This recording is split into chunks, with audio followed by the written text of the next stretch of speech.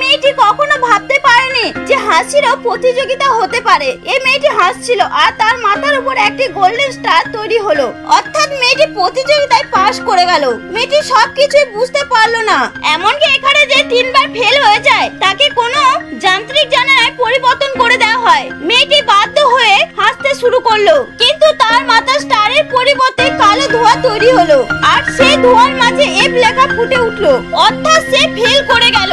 এরপরে প্রতিযোগিতা হলো জঙ্গলের মধ্যে বেঁচে থাকা। প্রফেসর সতর্ক করলো, গাছের মধ্যে ফুটে থাকা গোলাপি ফুলগুলি আসলে এক একটি নরক, আর এই সাধারণ কাকতাড়ুয়াটি রাতের বেলায় হয়ে ওঠে ভয়ানক দৈত্য।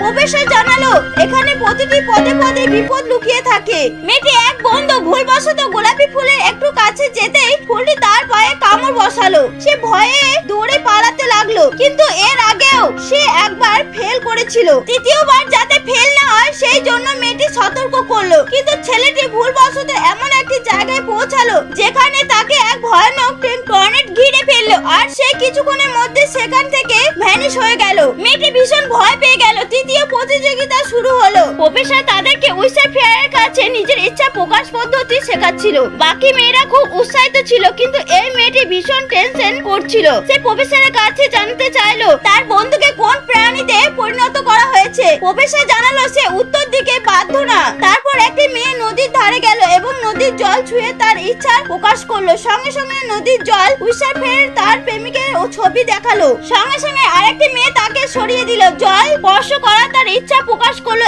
এবং সেও তার ভবিষ্যতের প্রেমিকের সঙ্গে মিলিত ছবি দেখতে পেল। প্রফেসর তাদেরকেও বাহবা দিল। তারপরে মেয়েটিকে তার ইচ্ছা প্রকাশের কথা বলল। তারপর মেয়েটি এগিয়ে গেল এবং তার হাত দিয়ে জল স্পর্শ করলো। সঙ্গে সঙ্গে জলের মধ্যে একটি ঘূর্ণিবাতির সৃষ্টি হলো এবং সমস্ত মাছ মেয়েটির হাতের দিকে জড়িয়ে ধরলো। মুহূর্তের মধ্যে একটি মেয়ে তার হাত ধরে উঠে এলো। তারপর জানা গেল এই মেয়েটি এক সময় এখানকার ছাত্রী ছিল। সে 3 বার ফেল হয়ে গেছিল। উইএফ এর হয়ে এতদিন আটকে ছিল।